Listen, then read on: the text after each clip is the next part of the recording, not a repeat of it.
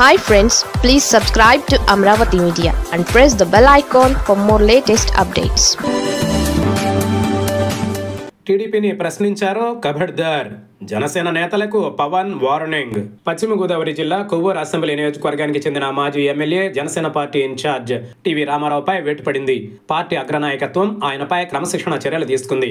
Party నియోజకవర్గ incharge బాధ్యతల నుంచి తప్పించింది. ఈ మేరకు conflict management chief Vemulapati Ajay Kumar ఒక ప్రకటన విడుదల చేశారు.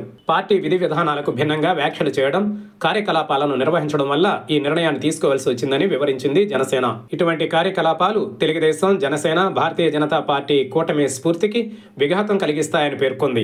కొవ్వూరు అసెంబ్లీ నియోజకవర్గం ఇన్ఛార్జ్ బాధ్యతల నుంచి తక్షణమే తప్పించినట్లు జనసేన వెల్లడించింది. తుది నిర్ణయాలను తీసుకునేంత వరకు పార్టీ కార్యక్రమాలకు దూరంగా ఉండాలని టీవీ రామారావును ఆదేశించింది. ఈ సస్పెన్షన్ వేటు వేయడానికి కారణాలు లేకపోలేదు. కొవ్వూరు నియోజకవర్గం పరిధిలో సహకార సొసైటీల నియామకాలలో అన్యాయం జరిగిందని టీవీ రామారావు ఇటీవలే ఆందోళన నిర్వహించినట్లు చెబుతున్నారు. ఈ ఆందోళనను జనసేన అగ్రనాయకత్వం తీవ్రంగా పరిగణలోనికి తీసుకుంది.